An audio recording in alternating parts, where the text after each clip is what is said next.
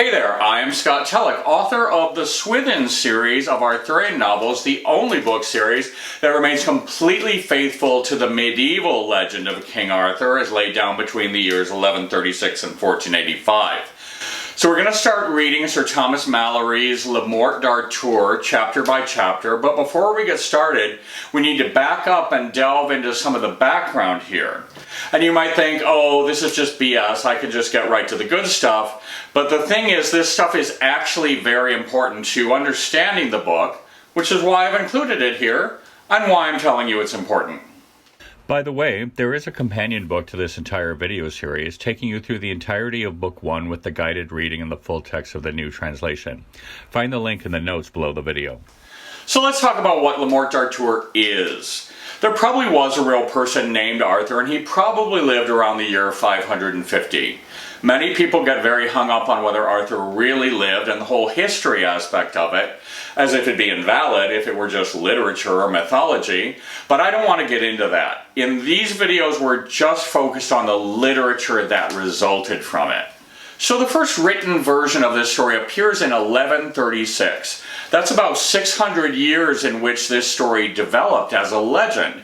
That is, invented stories that all centered around a real person, which is what makes this a true legend in the real sense, not the Zack Snyder sense or the legendary savings on data plans kind of way. So these stories were initially told by storytellers, just like you see in movies, because at that time most people could not read. And all of that was spoken, stories told verbally by storytellers. So in 1136, that's the first time that all of this was written down. After that, we started having a bunch of different stories written at different times, in different countries, by different people. I have a separate video called The Development of the Arthurian Legend, and if you want more detail on that, we can check it out. One person added Lancelot, someone else added the Grail.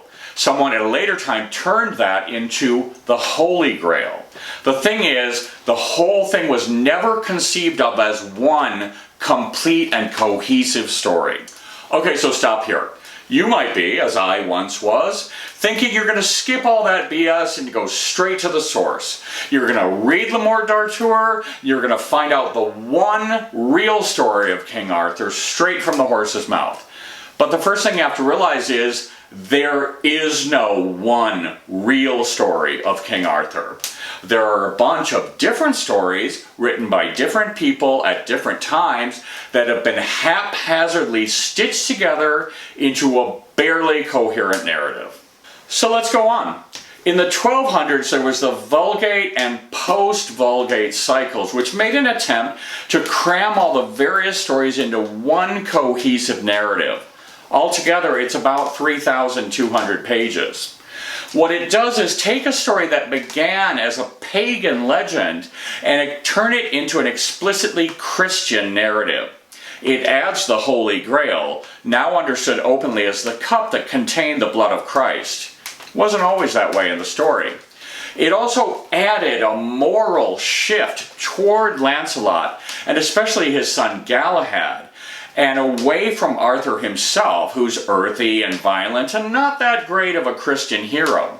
But in doing so, it bakes in this incredible dichotomy that makes the story so incredibly powerful, that our hero, King Arthur, essentially gets disavowed 3/4 of the way through the story.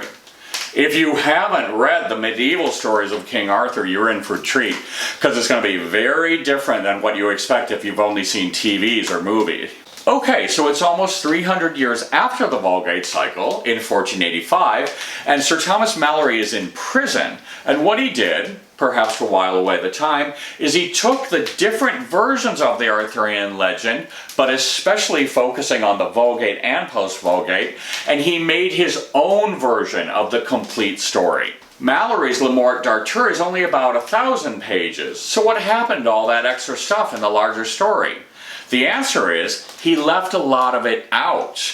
And what he did keep in, he shortened to its bare bones. A lot of the reason it can be confusing to read is Malory shortened it so much you can no longer get the impact of what is happening.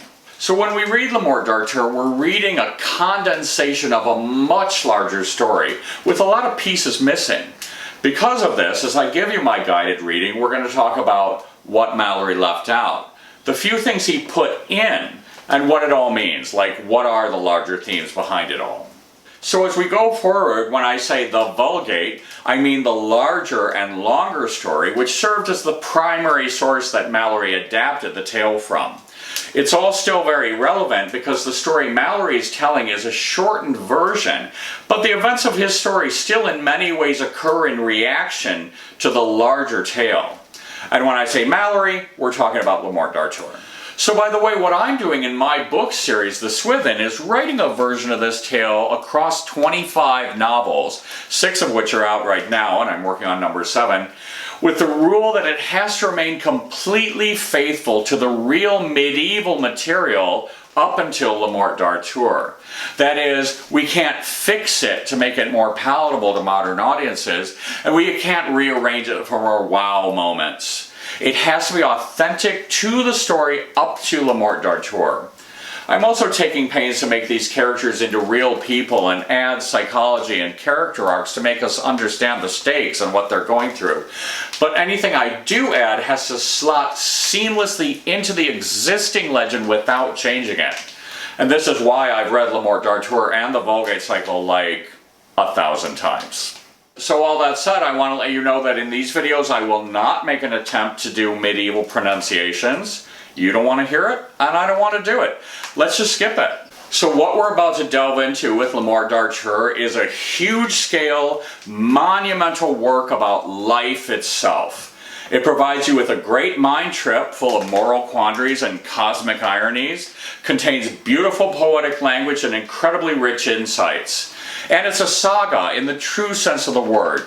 It covers about 70 years of story time and has over 50 characters whose stories all interweave and build over the entire thing into one huge, monumental climax. And we're going to dive into it together, so let's get started.